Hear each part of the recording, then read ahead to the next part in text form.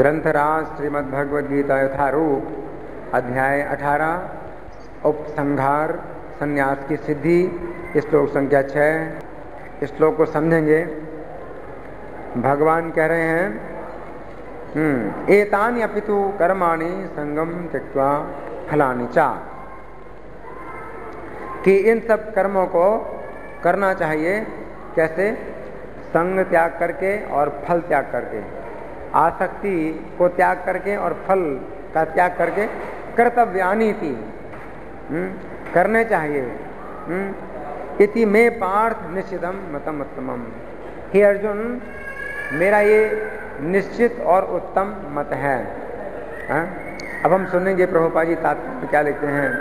श्रील प्रभुपाद की यद्यपि सारे यज्ञ शुद्ध करने वाले हैं, लेकिन मनुष्य को ऐसे कार्यों से किसी फल की इच्छा नहीं करनी चाहिए।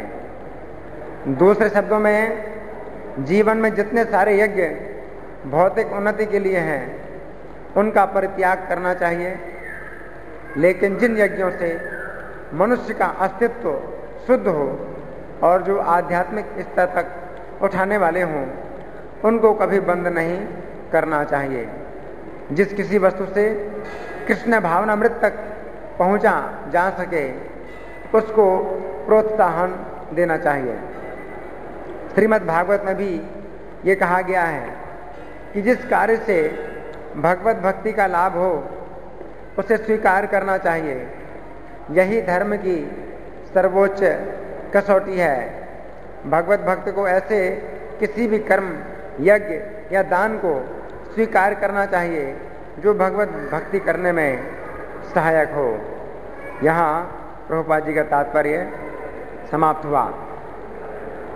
तो प्रभुपाद जी ये बता रहे हैं कि शास्त्रों में बहुत से यज्ञ बताए गए हैं और दान, बहुत प्रकार के दान बतलाए गए हैं, बहुत प्रकार की तपस्याएं बतलाई गई हैं, लेकिन हमें उनमें से केवल उनको ही करना है जो आध्यात्मिक उन्नति में सहायता करें।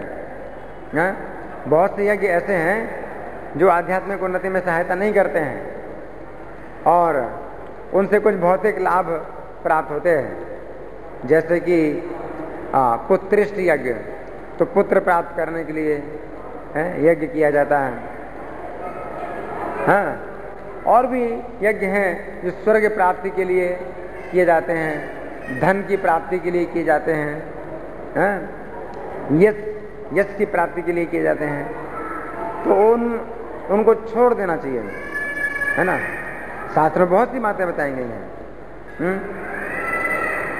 लेकिन जिससे कृष्ण की प्रसन्नता हो, कृष्ण प्रसन्न हो, वो हमें करना है। हाँ, अच्छा, एतानी अपितु कर्माणि, इसका एक अर्थ ये भी है। एतानी का मतलब है, पिछले श्लोक में जो भगवान ने बताए हैं यज्ञ, दान और तप,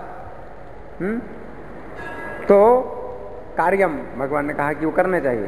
तो एतानी का मतलब है पिछले श्लोक में जो भगवान ने बताए हैं, एतानी अपितु कर्माणि। और इसके अलावा और भी कर्म क्या है? स्वाभाविक कर्म। कौन कौन से?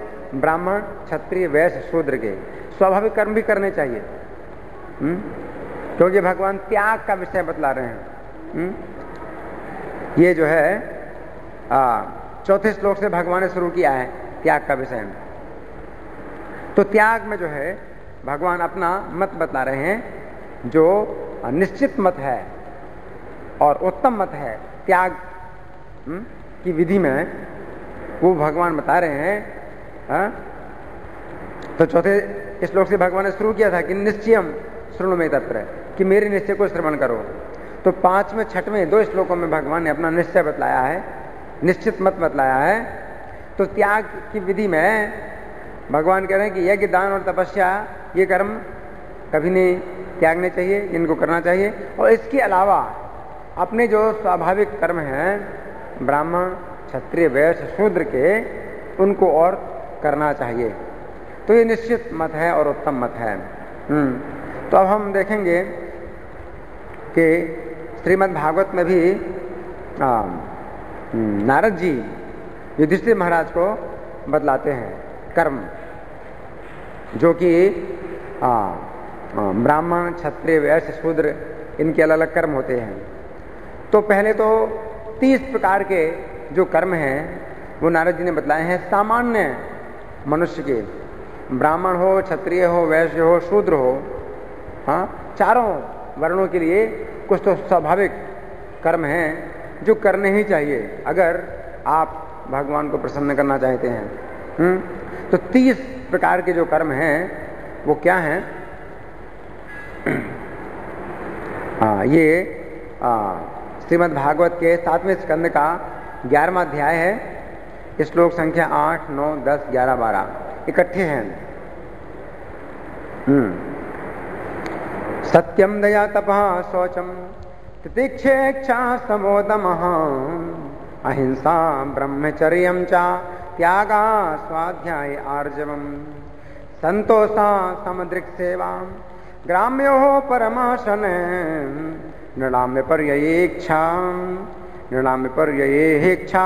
मौनम आत्मय विमर्शनम अन्नाद्यादेशं विभागो भूतेभ्यश्च यथार्हतः ते स्वात्मदेवता बुद्धिं सुतरां निषु पाण्डवम् श्रवणं कीर्तनं चास्य स्मरणं महतां गते सेवेज्यावनतिर्दास्यं सख्यमात्मय समर्पणं नृणाम् अयं परो धर्मः सर्वेषां समुदाहृतः त्रिंशल्लक्षणवान् राजन् सर्वात्मा येन तुष्यति। इसमें 30 जो प्रकार के कर्म हैं इनका अर्थ दिया गया है। सत्यम का मतलब है बिना तोड़े मरोड़े सत्य का भाषण करना, ठीक है, ये सब के लिए सामान्य, कोई भी वर्ण हो, सत्यम। दूसरा गुण है दया, प्रत्येक दुखी व्यक्ति पर सहानुभूति। आपको सहानुभूति होनी चाहिए कि वो दुखी है तो आपको भी दुख का अनुभव करना चाहिए दूसरे के दुख में, दया। तीसरा है तपस्या, जैसे एकादशी के दिन महीने में 2 बार उपवास करना, ये चारों वर्णों के लिए आवश्यक है। चौथा है शौचम, स्वच्छता, दिन में 2 बार सुबह शाम स्नान करना तथा भगवान का जप करना। कितने हो गए?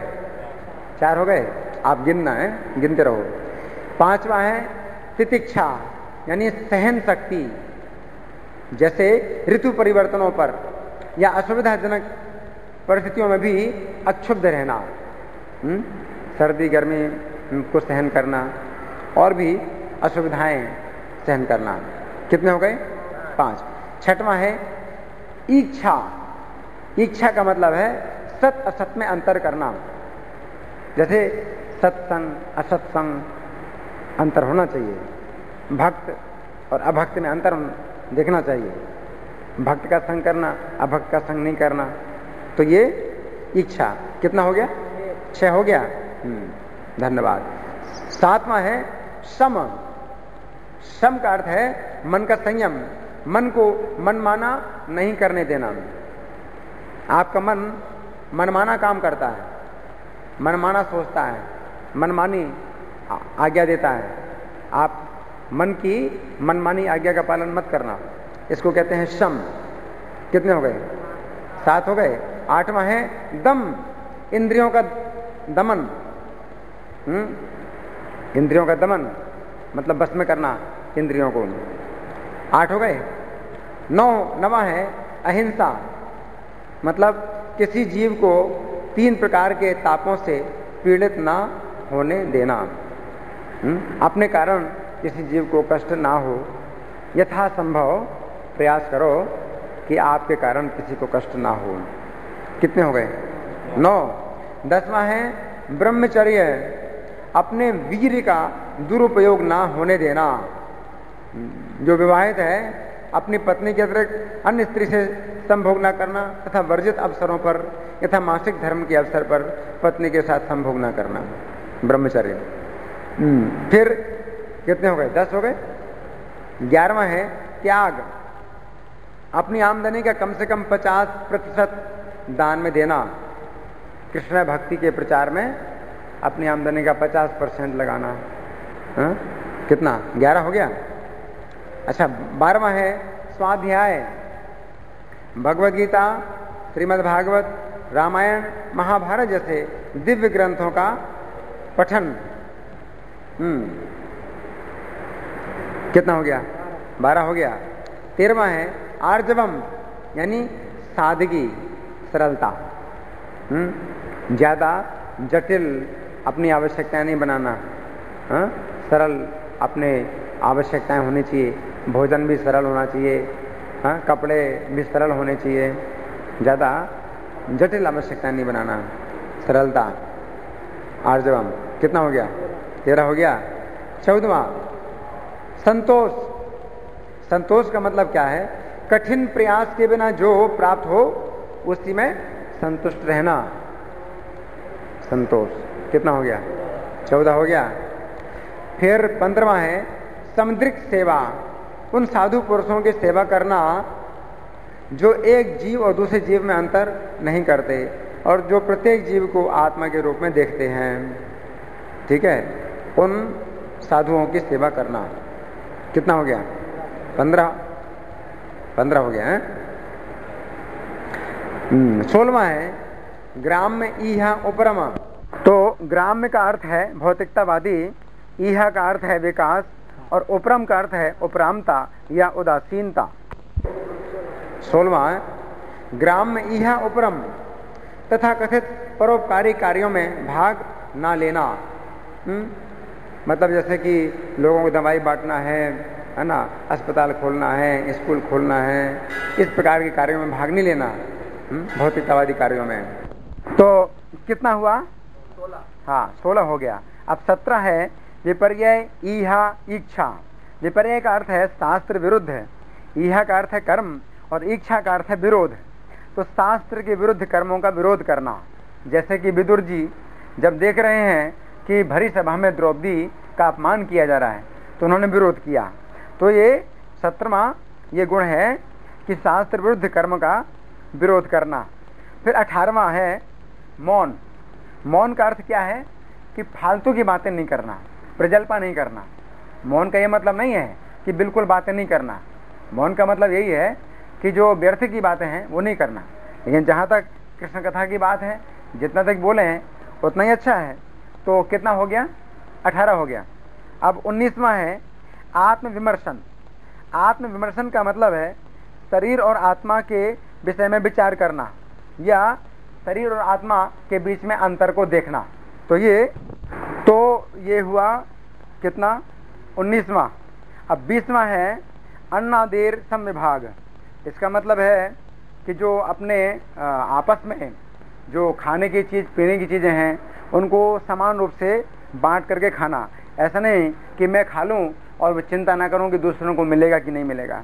फिर 21वां है आत्मदेवता बुद्धि।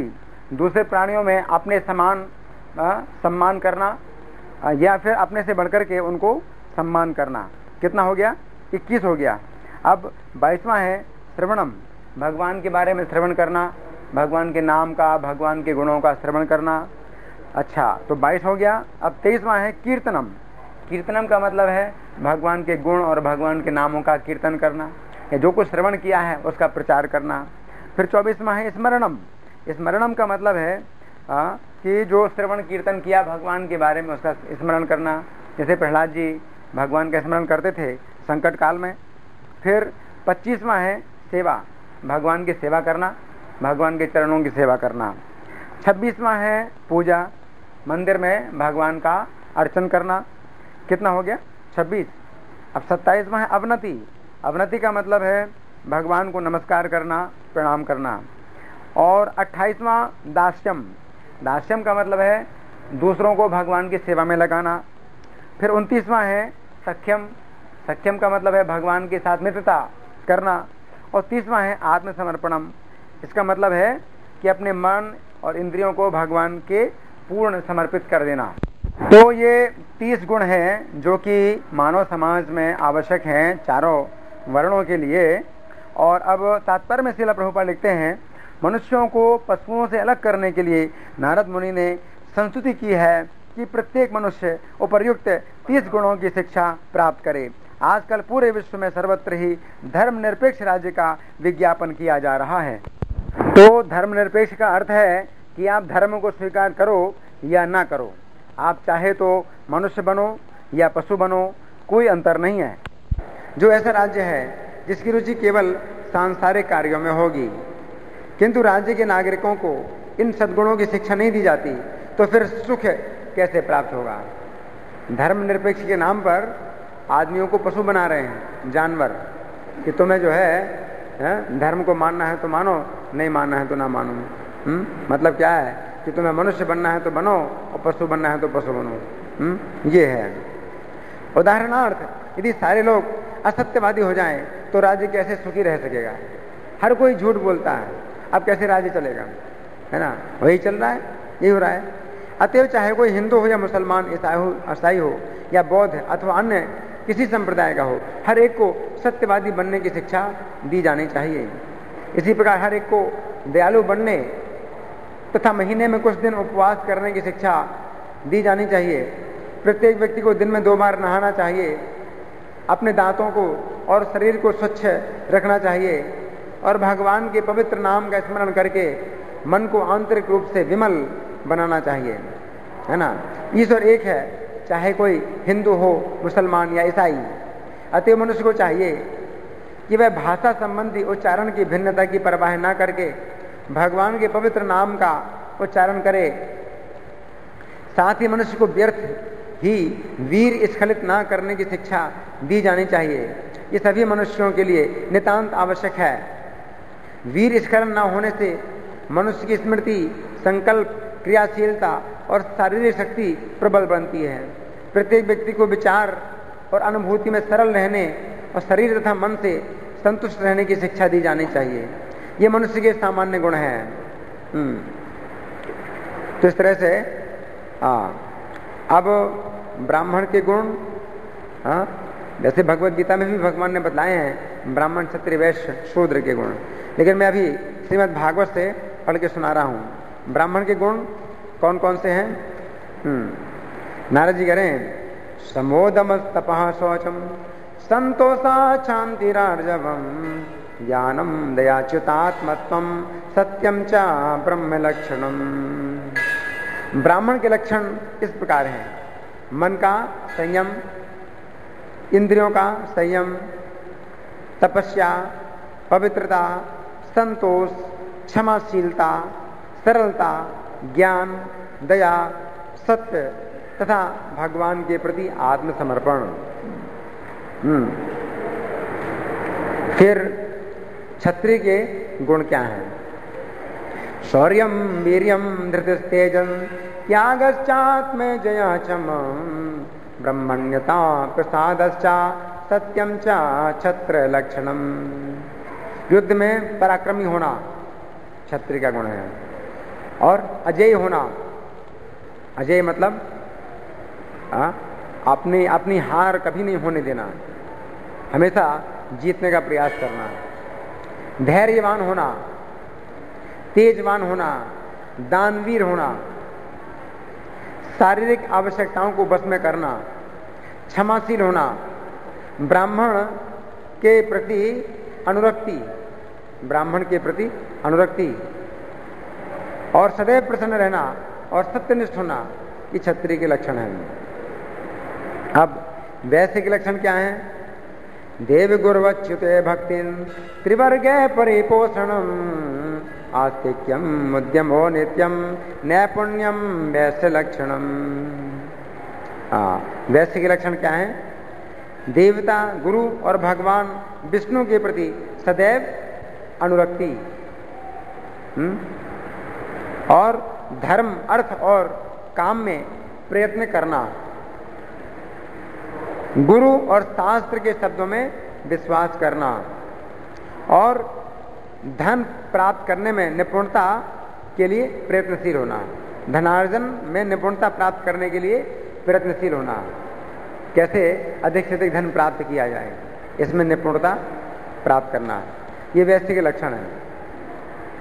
अब शूद्र के लक्षण क्या है? शूद्रस्य सन्नतिः शौचम सेवा स्वामिन्यमाययम् अमंत्र यज्ञो ह्यस्तेयं सत्यम गो विप्ररक्षणम। शूद्र का गुण क्या है? समाज के उच्च वर्ण ब्राह्मण, क्षत्रिय और वैश्यों को नमस्कार करना, ये शूद्र का कर्म है।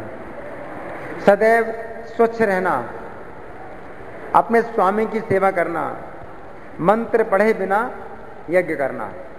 शूद्र को मंत्र पढ़ने में अधिकार नहीं है, इसलिए ऐसे यज्ञ करे जो जिसमें मंत्र नहीं पढ़े जाते। जैसे हरे कृष्ण महामंत्र, इसका जाप कर सकता है शूद्र भी, तो इसमें अधिकार है।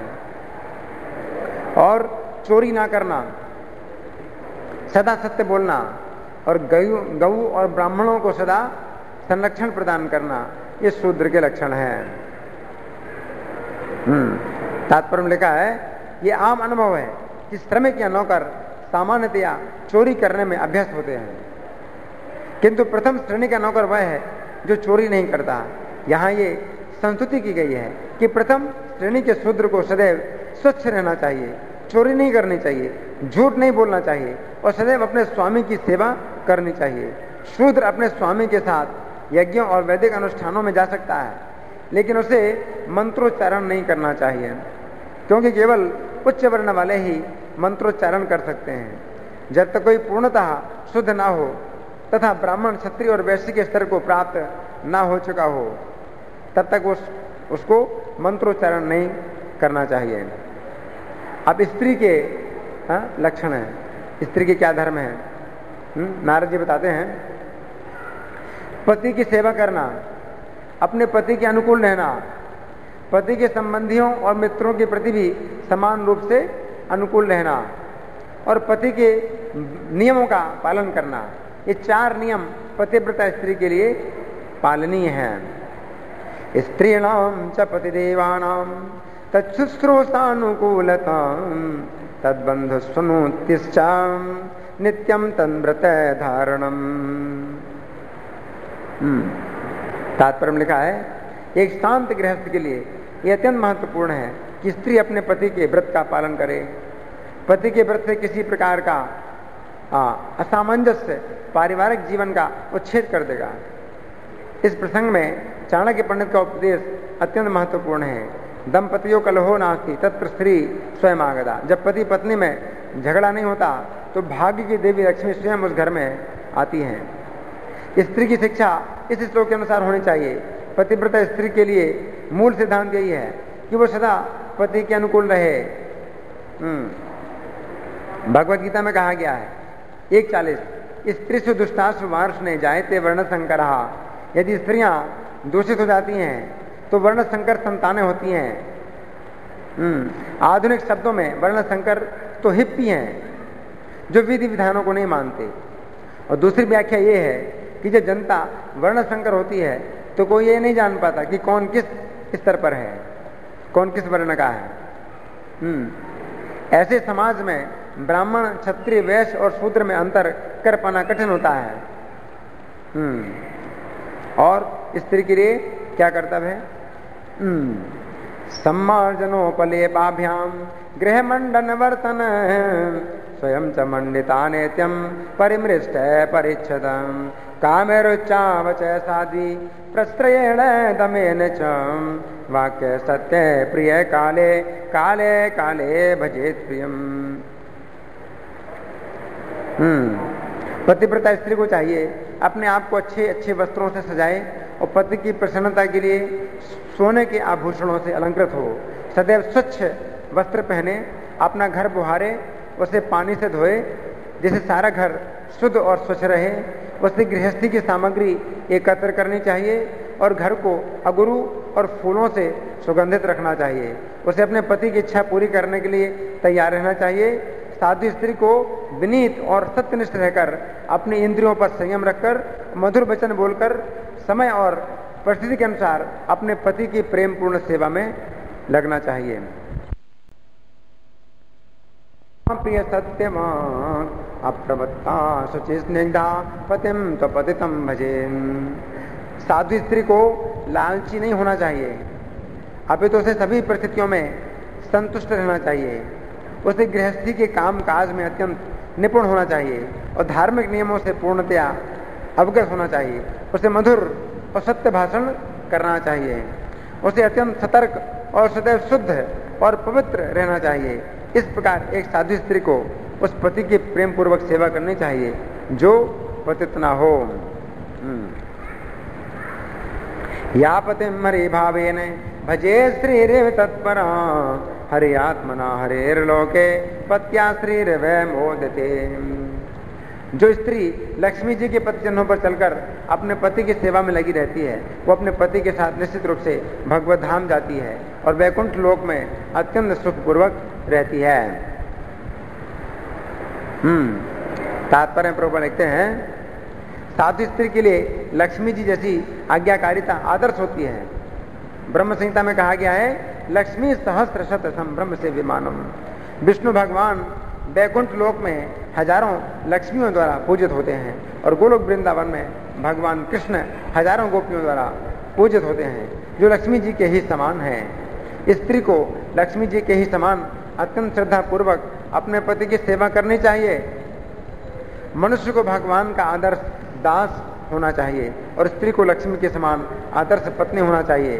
तब पति तथा पत्नी दोनों इतने विश्वस्त और प्रबल होंगे कि वे साथ साथ कर्म करते हुए भगवत धाम वापस जा सकेंगे।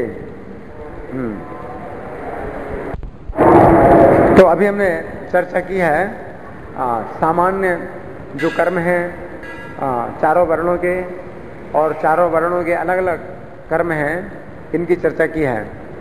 अब इसमें भगवान जो कह रहे हैं, इस श्लोक की दूसरी पंक्ति में भगवान ने अर्जुन को क्या कहा है? पार्थ कर्तव्यानी थी मे पार्थ है। तो पार्थ का मतलब क्या है आप जानते हैं? प्रथा पुत्र। और प्रथा कौन है? कुंती देवी, कुंती देवी के पुत्र। तो भगवान अर्जुन को जो है ये उत्तम मत जो बतला रहे हैं, वो क्यों बतला रहे हैं? क्योंकि अर्जुन कुंती देवी के पुत्र हैं। कुंती देवी भगवान की बुआ हैं, भगवान कुंती देवी के भतीजे हैं और बहुत प्यार करते हैं। कुंती से भगवान बहुत प्यार करते हैं। कुंती महारानी भगवान से बहुत प्रेम करती हैं, बहुत समर्पित हैं कुंती महारानी। तो चूंकि बहुत प्रिय बुआ हैं भगवान की कुंती देवी और उनके पुत्र हैं, इसलिए भगवान अर्जुन को ये निश्चित मत बतला रहे हैं। अब भगवान क्या कह रहे हैं? निश्चितम मतम उत्तमम मे मतम। भगवान क्या कह रहे हैं? मेरा मत। तो भगवान का मत है ना। तो ये भगवत गीता क्या है? ये भगवान का मत है, भगवत मत। भगवान, ये भगवत गीता को आप कह सकते हैं भगवान का मत, है ना। भगवान का मत, भगवत मत तत्पथ, ये होना चाहिए कि भगवान का जो मत है वही हमारा पथ है। लेकिन आजकल क्या नारा चलता है? यत मत तत्पथ। जो भी मत हो, जिसका जो मत हो उसका वही रास्ता है ना। तो ये तो बिल्कुल गलत है। ये नरक में जाने का बिल्कुल चौड़ा, लंबा चौड़ा रास्ता नरक में जाने का है ये यत मत तत्पथ। जो भगवान का मत है ये जो है ना आपको सुरक्षा की तरफ ले जाता है, आपको सुरक्षित करता है। और जो आपका मत है ये नरक में ले जाएगा, है कि नहीं। इसलिए बहुत लोग जो ना बड़े गौरव के साथ कहते हैं ये मेरा मत है, मेरे मत से ऐसा होना चाहिए, मेरे मत से। और लोग बड़ी बड़ी सभाएं करते हैं तो अपना अपना मत बताइए, आपके मत के अनुसार क्या है, हमारे मत के अनुसार क्या है ना। तो ये जो ना बड़ी प्रसन्नता से जो ना लोग अपने अपने सिद्धांत बनाते हैं, अपने अपने मत बताते हैं। हमारा मत यह है, तुम्हारा मत यह है, आपका मत क्या है, आपका मत क्या है कि नहीं। लेकिन इन सब मतों का कुछ भी लाभ नहीं है। जो भगवान का मत है वही उत्तम है। उत्तम का मतलब क्या है? जो उत माने ऊपर, तम माने अंधकार, अंधकार से ऊपर है। और बाकी हमारा मत और आपका मत ये सब क्या है? तम। तम माने अंधकार। अंधकार, अंधकार में कुछ भी सोचते रहते हैं। आपके पास आंखें नहीं है ना, आपकी आंखें बंद हैं, आपकी आंखों में पट्टी चढ़ी हुई है, और मैं आपसे पूछूं कि भाई आपके मत से कनॉट प्लेस जाने का रास्ता क्या है? तो जितने अंधे हैं सब अपने अपने मत से बताएंगे कि कनॉट प्लेस जाने का रास्ता क्या है। ये क्या है? कुछ फायदा नहीं, बेवकूफ। आपको कुछ भी, आपके पास दृष्टि तो है नहीं, और फिर भी अपना मत बताते हैं कि हमारे मत से ये रास्ता, हमारे मत से वो रास्ता, है ना। तो वो तम है, अंधकार है। तमसो मां ज्योतिर्गमय, अंधकार मत रहो, ज्योति में जाओ। तो पहले प्रकाश प्राप्त करो और तब जो है ना आप रास्ता बताओ। तब आप रास्ता देखोगे, रास्ता समझोगे, तब आप रास्ता बताओगे। ये प्रकाश तो प्राप्त कर नहीं रहे हैं, अंधकार है। कलो नष्ट दृशा में, कलयुग ने लोगों की दृष्टि नष्ट कर दी, कलयुग ने अंधकार पैदा कर दिया है। तो अब किसी को भी रास्ता नहीं दिखाई दे रहा है, लेकिन तो भी अपने अपने मत के अनुसार रास्ता बताते हैं। हमारे मत से ये रास्ता है, हमारे मत से वो रास्ता है। तो ये मत है ना, तो ये जो है ना इसका कोई जो है मूल्य नहीं है। प्रभुपाद जी ने कभी अपने शिष्य को बहुत डांटा।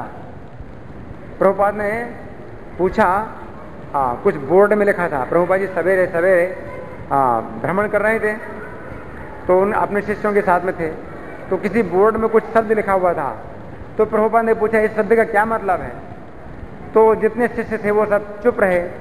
एक शिष्य बोला, प्रभुपाद मेरे मत से इसका ये अर्थ है। तो प्रभुपाद खड़े हो गए और फिर बहुत देर तक उसको डांटते रहे कि तुम्हारे मत से ऐसा है, तुम्हारे मत का क्या महत्व है? जो तुम्हारा मत, तुम्हारे विचार से, तुम्हारे विचार का क्या महत्व है? इस तरह से बहुत डांटते रहे। तो ये सब गलत है। आपको मत प्राप्त करना है शास्त्र, शास्त्र का क्या मत है, साधु और गुरु का मत क्या है, साधु और आचार्य के मत के अनुसार आपको कार्य करना चाहिए, क्योंकि ये भगवान का मत है ना।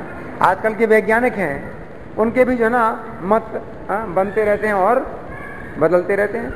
वैज्ञानिकों का मत, आज के वैज्ञानिकों का मत कोई निश्चित नहीं है। भगवान का मत निश्चित है। भगवान कहते हैं निश्चितम मतम, ये मेरा मत निश्चित है और उत्तम है। उत्तम माने अंधकार से ऊपर है। आजकल के वैज्ञानिकों का मत भी निश्चित नहीं होता है और उसमें कुछ भी प्रकाश नहीं मिलता है। जैसे कि उन्होंने मतलब अपना मत बताया, अपना सिद्धांत बताया कि भाई कैसे ये दुनिया बनी, तो क्या कहते हैं, हरि बोल। तो उनका क्या सिद्धांत है, बिग बैंग थ्योरी। इसको हिंदी में क्या कहते हैं, बिग बैंग थ्योरी। मतलब एक बड़ा विस्फोट हुआ, हरि बोल, एक बड़ा विस्फोट हुआ, उसी से सूर्य बन गए, चंद्रमा बन गए और ये पृथ्वी बन गई है। इस प्रकार से जो ना ये मूर्खता के मत अपने बनाते रहते हैं। एक बड़ा विस्फोट हुआ तो सूर्य बन गया, चंद्रमा बन गया, पृथ्वी बन गई, है ना। और फिर हम मनुष्य जो है ना कैसे बने, बंदर से बने हैं। पहले बंदर थे, अब मनुष्य बन गए धीरे धीरे बंदर। बंदर की पूंछ धीरे धीरे घटती गई, गायब हो गई और आदमी बन गया। ये मूर्खता के मत है कि नहीं। तो ये जो है ना इन लोगों के मतों का कोई मतलब नहीं है। शास्त्र के जो है ना हिसाब से कुछ नहीं देखना चाहते हैं कि सृष्टि कैसे बनी, है ना। इस प्रकार के जो मत हैं वो, इसी प्रकार से वैज्ञानिक लोग हैं, दवाइयां बनाते हैं तो किसी रोग को दूर करने के लिए कोई दवाई बनाते हैं और उस दवाई से फिर दूसरे रोग पैदा होते हैं, है ना। इस शास्त्रों में ऐसी कोई बात नहीं है। शास्त्रों में अगर कोई बात बताई कि भाई ये कल्याणकारी है तो ये कल्याणकारी हमेशा रहेगी, आपको हमेशा उसका पालन करना है। जैसे भगवान का नाम कल्याणकारी है तो हमेशा रहा, हमेशा है, हमेशा रहेगा, है कि नहीं। तो ये जो ना शास्त्रों का मत है, भगवान का मत है। अब उत्तम शब्द का अर्थ जो है ना दो प्रकार से निकाला जाता है। एक तो तम माने अंधकार, उत माने ऊपर, अंधकार से ऊपर है। और दूसरा अर्थ है उत्तम का, कैसे निकाला जाता है? उत माने ऊपर, उत्तर माने ज्यादा ऊपर, उत्तम माने सबसे ऊपर, सर्वोच्च। हाँ, उत्तम का मतलब सर्वोच्च। तो जो भगवान का मत है वो सर्वोच्च है, सबसे ऊंचा है कि नहीं? तो इस तरह से उत्तम का है। तो ये भगवान का जो उत्तम मत है वो हमको भगवान से प्राप्त होता है, और इस प्रकार से हम पूरा लाभ उठा लेते हैं अपने मनुष्य के जीवन का, और अपना टाइम खराब नहीं करते सोचने में, विचार करने में कि क्या सही है क्या गलत है ना? तो ये कहता है, इसको कहते हैं अवरोह क्रम, अवरोह विधि कहलाते हैं। अवरोह विधि का मतलब ऊपर से हमें उत्तम मत प्राप्त हो गया और हमने उसको प्राप्त कर लिया, उसका पालन किया और अपना लाभ उठा लिया, तो ये अवरोह विधि कहलाती है। लेकिन आरोह विधि से क्या होता है कि वो विचार करते हैं ये ठीक हो सकता है, फिर उसका प्रयोग करेंगे, उसका परिणाम देखेंगे, हाँ अच्छा हाँ इतना ठीक है, इतना ठीक नहीं है, तो फिर ये हो सकता है ठीक हो, फिर उसका प्रयोग करेंगे, परीक्षण करेंगे, परिणाम प्राप्त करेंगे, हाँ अच्छा हाँ इसमें भी इतना ठीक हुआ, इतना ठीक नहीं हुआ, तो इसमें कितना टाइम खराब होता है। उत्तम जो मत है वो प्राप्त करने के लिए आपको कितना टाइम खराब करना पड़ेगा। और भगवान कहते हैं कि अगर कोई व्यक्ति इस तरह से टाइम खराब करना चाहता है कि उत्तम मत क्या है जानना चाहता है, तो उसको कई जन्म लगाने पड़ेंगे। तो भगवान 7वें अध्याय में कहते हैं बहुनाम जन्म नाम अंते ज्ञानवान माम प्रबंधते, कई जन्मों के अंत में वो जो है ना ज्ञानवान होता है, जान पाता है उत्तम मत, हाँ, और जान पाता है, मेरी शरण में आता है कि मैं वासुदेव ही सब कुछ हूँ, सर्वस्व हूँ, है ना। तो इस तरह से भगवान जब अपना मत देते हैं तो फिर बिल्कुल कोई संदेह नहीं रहता है, हम उसको स्वीकार कर लेते हैं और अपना जीवन का जो है समय नष्ट नहीं करते हैं। तो ये विधि है, इसको कहते हैं आरोह विधि। अब भगवद गीता की भूमिका में पेज नंबर 3 है, इसमें कुछ बातें हैं जो प्रभुपाद जी बताते हैं, हम इनको सुनेंगे। भगवद गीता प्रभुपाद जी कहते हैं कि ये संस्करण जो गीता का है उन्होंने क्यों लिखा है। प्रभुपाद लिखते हैं, हाल ही में एक अमेरिकी महिला ने मुझसे भगवद गीता के एक अंग्रेजी अनुवाद की संस्तुति चाहिए। निस्संदेह अमेरिका में भगवद गीता के अनेक अंग्रेजी संस्करण प्राप्त हैं, लेकिन जहां तक मैंने देखा है कि केवल अमेरिका में ही नहीं अपितु भारत में भी कठिनाई से कोई प्रामाणिक संस्करण मिलेगा, क्योंकि लगभग हर एक संस्करण में भाष्यकार ने भगवद गीता की यथारूप के मर्म का स्पर्श किए बिना अपने मतों को व्यक्त किया है। तो प्रभुपाद जी क्या कहते हैं, अपना मत डाल दिया। गीता में तो भगवान अपना मत बताते हैं, भगवद गीता क्या है, कृष्ण का मत है और जो निश्चित है और उत्तम है ना। लेकिन अपना मत जो निश्चित भी नहीं है और अंधकार तम है, और तम नहीं है तम है, उसको घुसेड़ देते हैं भगवद गीता में, अपना मत घुसेड़ देते हैं। तो कृष्ण की भगवद गीता यथारूप में क्या है कि प्रभुपाद जी ने कृष्ण का मत ही जो है ना बताया है, अपना मत नहीं, कृष्ण का मत, इसलिए भगवद गीता यथारूप। प्रभुपाद जी कहते हैं मैंने इसलिए लिखी है भगवद गीता यथारूप क्योंकि जितनी भी गीताएं हैं प्रायः सब में कृष्ण के मत में अपने मत को जोड़ दिया, कृष्ण के मत को जो हटा करके भी अपना मत घुसेड़ दिया। भगवद गीता के नाम पर अपना मत जो है ना वो दे रहे हैं लोगों को, और नाम है भगवद गीता का, है ना। ये उसी प्रकार से जैसे कि दूध के नाम पर कोई व्यक्ति चूने का पानी पिला दे किसी को, आप समझ रहे हैं, चूने का पानी भी सफेद होता है। दूध के नाम पर चूने का पानी जो ना कोई पिला दे, उसी प्रकार से गीता के नाम पर कृष्ण के मत को तो निकाल दिया है और भगवद गीता के नाम पर वो अपना मत जो है ना लोगों को दे रहे हैं और विनाश कर रहे हैं, सर्वनाश कर रहे हैं लोगों के जीवन का, है ना। तो इसलिए भगवद गीता यथारूप प्रभुपाद जी ने नाम दिया है। तो प्रभुपाद लिखते हैं आगे, भगवद गीता का मर्म भगवद गीता में ही व्यक्त है। ये इस प्रकार है, यदि हमें किसी औषधि विशेष का सेवन करना हो तो उस पर लिखे निर्देशों का पालन करना होता है। हम मनमाने ढंग से या मित्र की सलाह से औषधि नहीं ले सकते। इसका सेवन लिखे हुए निर्देशों के अनुसार या चिकित्सक के आदेशानुसार करना होता है। अपने मत से नहीं आप औषधि ले सकते हैं। इसी प्रकार भगवत गीता को इसके वक्ता द्वारा दिए गए निर्देशानुसार ही ग्रहण या स्वीकार करना चाहिए। भगवत गीता के वक्ता भगवान श्री कृष्ण है।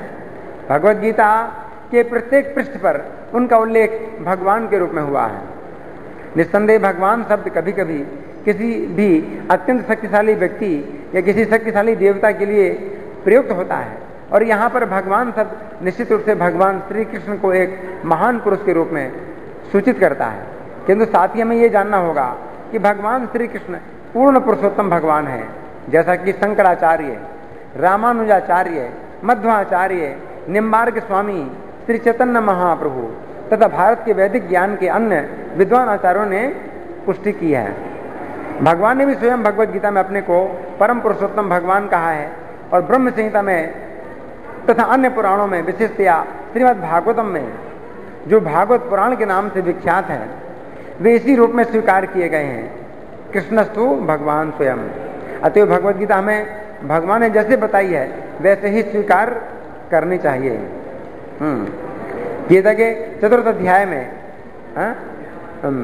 1 से 3 तक श्लोक संख्या भगवान कहते हैं, इमं विवस्वते योगम प्रोक्तवान अहमव्ययम विवस्वान् मनवे प्राहे मनुरेक्ष्वा कवे ब्रवीन् एवं परंपरा प्राप्तम इमं राजर्षयो विदुः सकाले नेह महता योगो नष्टा परन्तपं स एवायं मया तेद्यं योगा प्रोक्ता पुरातनः भक्तोऽस्ति मे सखा चेति रहस्यं हे तदुत्तमम्। यहाँ पर भगवान अर्जुन को सूचित करते हैं कि भगवत गीता की ये योग पद्धति सर्वप्रथम सूर्यदेव को बताई गई। सूर्यदेव ने इसे मनु को बताया और मनु ने इसे इक्ष्वाकु को बताया। इस प्रकार गुरु परंपरा द्वारा ये योग पद्धति एक वक्ता से दूसरे वक्ता तक पहुंचती रही, लेकिन कालांतर में ये छिन्न भिन्न हो गई। फलस्वरूप भगवान को इसे फिर से बताना पड़ रहा है। इस बार अर्जुन को कुरुक्षेत्र के युद्ध स्थल में है। वे अर्जुन से कहते हैं कि मैं तुम्हें ये परम रहस्य इसलिए प्रदान कर रहा हूं क्योंकि तुम मेरे भक्त तथा मित्र हो। यहाँ भगवान कहते हैं पार्थ कि तुम प्रथा के पुत्र हो, यानी जो बहुत बड़ी भक्त हैं कुंती महारानी, उनके तुम पुत्र हो, इसलिए तुमको बता रहा हूं, है ना। भगवान कह रहे हैं इसका तात्पर्य है कि भगवत गीता ऐसा ग्रंथ है जो विशेष रूप से भगवत भक्त के लिए ही है, भगवत भक्त के निमित्त है।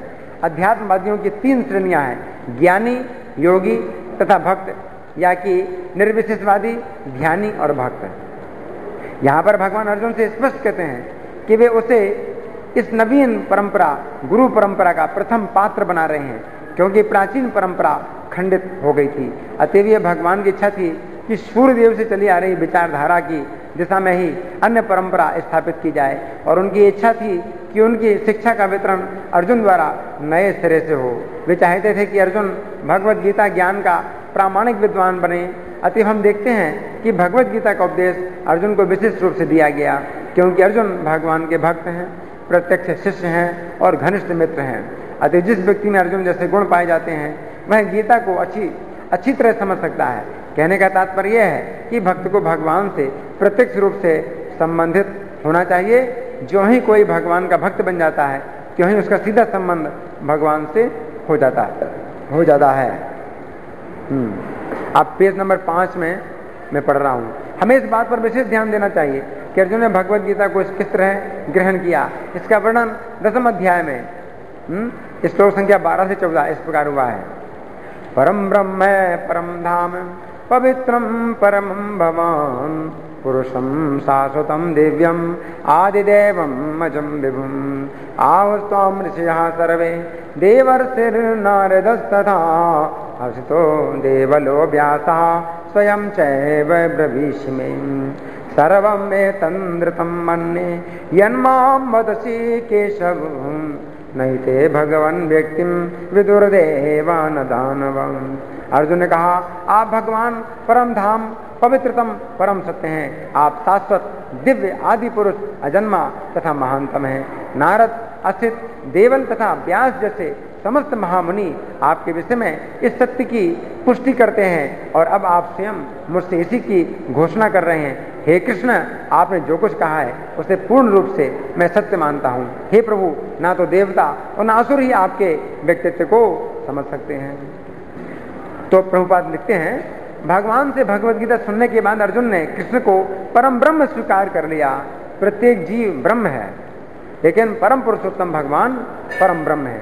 परम धाम का अर्थ है कि वे सबों के परम आश्रय या धाम हैं। पवित्रम का अर्थ है कि वे शुद्ध हैं और भौतिक कलमश से अरंजित हैं। पुरुषम का अर्थ है कि वे परम भोक्ता हैं। शाश्वतम अर्थात सनातन, दिव्यम अर्थात दिव्य, आदि देवम यानी भगवान, अजम अजन्मा तथा विभुम अर्थात महानतम है।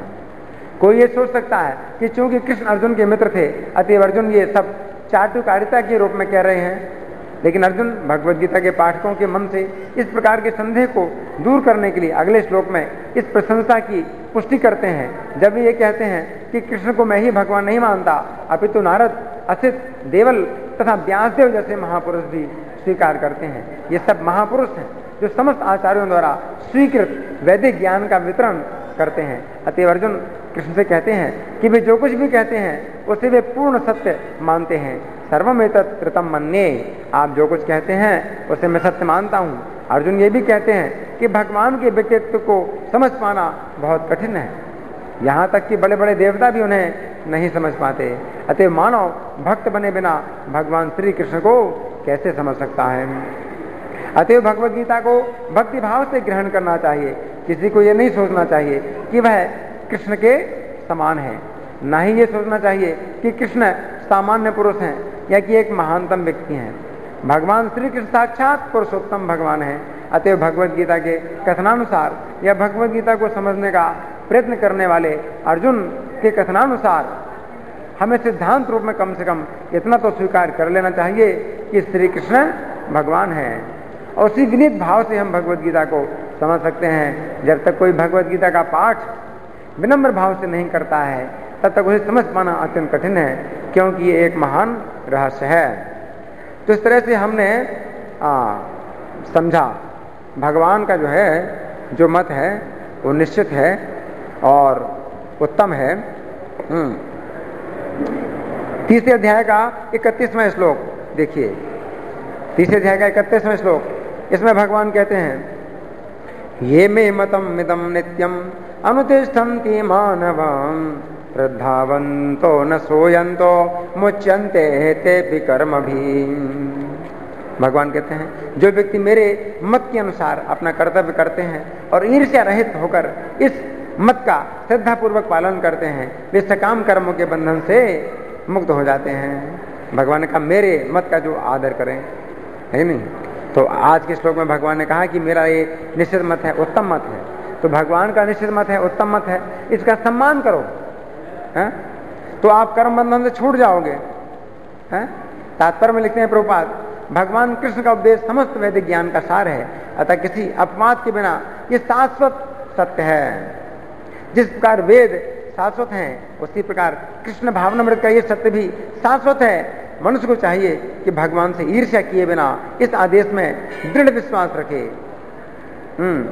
ऐसे अनेक दार्शनिक हैं जो भगवत गीता पर टीका लिखते हैं किंतु कृष्ण में श्रद्धा नहीं रखते।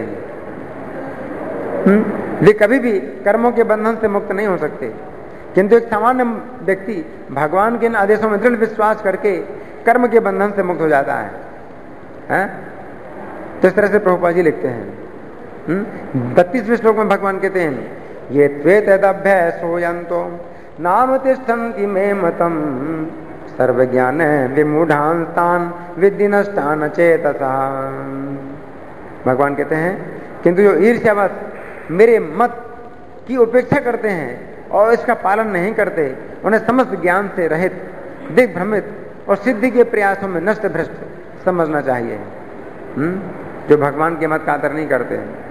तात्पर्य में प्रभु लिखते हैं, यहाँ पर कृष्ण भावना भावित न होने के दोष का स्पष्ट कथन है। जिस प्रकार परम अधिशासी की आज्ञा के उल्लंघन के लिए दंड होता है, उसी प्रकार भगवान के आदेश के प्रति अवज्ञा के लिए भी दंड है। अवज्ञाकारी व्यक्ति चाहे कितना ही बड़ा क्यों ना हो, वह शून्य हृदय होने से आत्मा के प्रति तथा परब्रह्म परमात्मा एवं श्री भगवान के प्रति अनभिज्ञ रहता है, अतः ऐसे व्यक्ति से जीवन की सार्थकता की आशा नहीं की जा सकती। तो इस तरह से हमने चर्चा की आज के श्लोक पर। अब किसी का कोई प्रश्न है या मैं प्रश्न करूं? ठीक है, मैं प्रश्न कर रहा हूं।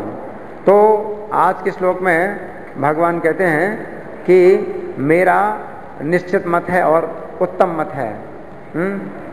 तो ये क्या चीज है जो भगवान बता रहे हैं कि मेरा निश्चित मत है और उत्तम मत है? कौन बताएगा? भगवान की प्रसन्नता के लिए यज्ञ, दान और तपस्या के कर्म करने चाहिए। और फिर हमने कुछ और भी इसकी चर्चा की है। इसके अलावा और कौन से कर्म हैं जो भगवान की प्रसन्नता के लिए करने चाहिए? अपने अपने वर्ण के अनुसार कर्म करने चाहिए। ब्राह्मण, क्षत्रिय, वैश्य, शूद्र, ये कर्म जो है ना करने चाहिए भगवान की प्रसन्नता के लिए। अब उत्तम शब्द की जो व्याख्या है वो हमने दो प्रकार से की है। वो कौन कौन सी दो प्रकार की व्याख्या है उत्तम की? एक तो उत्तम शब्द बना है कैसे? उत माने ऊपर, तम माने अंधकार। अंधकार से ऊपर है भगवान का मत। और दूसरा उत्तम शब्द बना कैसे? उत्तर और उत्तम, सर्वोच्च है, सबसे ऊंचा है भगवान का मत है। और भगवान का मत सबसे ऊंचा है, अंधकार से ऊपर है।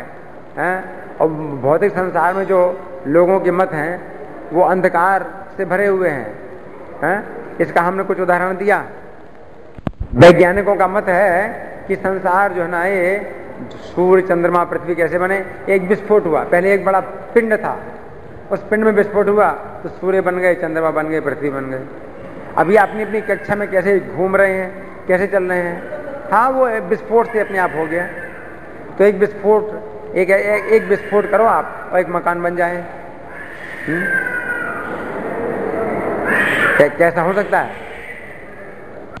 इस प्रकार के जो मत हैं इनकी तुलना हमने की है अंधा व्यक्ति जो है ना, कई अंधे हैं, है ना, और कनॉट प्लेस का रास्ता बता रहे हैं अपने अपने मत से कि हमारे मत से कनॉट प्लेस का रास्ता ये है। अंधे हैं सब, है कि नहीं? भगवान का जो मत है वो है प्रकाश वाला, कि आपकी सुरक्षा इधर से होगी, इधर से जाओ। लेकिन बाकी जो संसार के जो मत हैं तो वो सब जो है ना अंधा यथांधे रूप नियम माना है। एक अंधा जो है ना दूसरे अंधे को ले जा रहा है और खुद गिरता है गड्ढे में और अपने साथ वाले को भी गड्ढे में गिराता है। और क्या होगा? निश्चित रूप से गड्ढे में गिरेगा, है ना। तो ये हो रहा है। इसलिए हमें भगवान के मत का पालन करना चाहिए। और भगवान ने गीता के 30 अध्याय का 31वें श्लोक में क्या कहा है कि जो मेरे मत के अनुसार अगर पालन करेंगे, मेरे मत का पालन करेंगे, मेरे मत का आदर करेंगे तो क्या होगा? उनका कर्म बंधन से मुक्त हो जाएंगे। भगवान के मत का अगर आदर करोगे आप तो कर्म बंधन से आप मुक्त हो जाओगे। और जो भगवान के मत का आदर नहीं करता है, भगवान के मत का पालन नहीं करता है, तो उसको भगवान क्या कहते हैं? सर्व ज्ञान विमूढ़ांस्तान, सब प्रकार के ज्ञान से भ्रष्ट हैं, उनकी चेतना नष्ट है कि नहीं? इस तरह से भगवान बताते हैं। और कोई प्रश्न किसी का? इनका प्रश्न है कि हमने कहा कि शास्त्र, साधु, आचार्य का मत हमें मानना चाहिए, तो साधु और आचार्य के मत में क्या अंतर है? शास्त्र जो है ये भी भगवान से आ रहे हैं, और जो साधु हैं वो भी शास्त्र के मत की बात बताते हैं, और जो आचार्य हैं वो उसमें भी जो है ना कुछ बातें हैं जो हमारे लिए बहुत व्यवहारिक हैं, हमारे लिए जो संभव हैं करने के लिए, वो बातें चुन करके बताते हैं। इस प्रकार से शास्त्र, साधु, आचार्य में अंतर कोई नहीं है, लेकिन अंतर यही है कि वो और ज़्यादा निकट होते हैं। शास्त्र हैं उनमें बहुत सी बातें बताई गई हैं, उनमें साधु कुछ चुनाव करते हैं, और उससे जो आचार्य हैं वो और भी आपको विशेष चुनाव करते हैं जो कि आपके ही लिए जो पालन करने के योग्य है। ग्रंथराज श्रीमद् भगवद गीता की, जगत गुरु श्रीला प्रभुपाद की, श्री श्री राधा पार्थसारथी ललिता विशाखा की, श्री श्री गौणताय भगवान की, श्री श्री सीताराम लक्ष्मण हनुमान की। हरे कृष्णा, धन्यवाद। कृष्ण हरे कृष्णा, कृष्ण कृष्ण हरे हरे, हरे राम हरे हरे राम राम राम हरे हरे।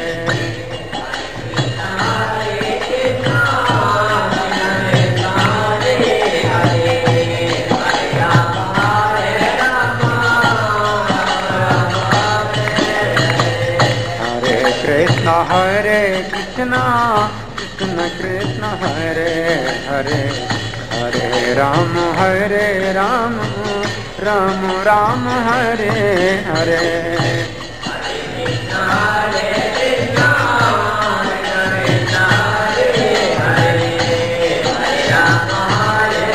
जय जय जय प्रभुपाद। हरे कृष्णा कृष्ण कृष्ण हरे हरे हरे राम राम राम हरे हरे।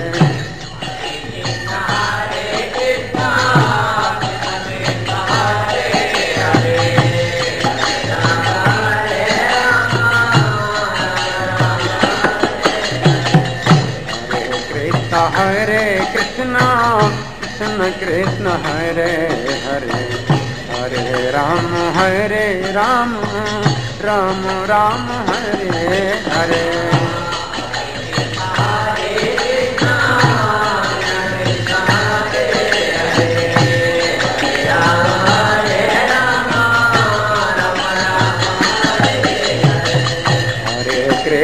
हरे कृष्णा कृष्ण कृष्ण हरे हरे हरे राम राम राम हरे हरे।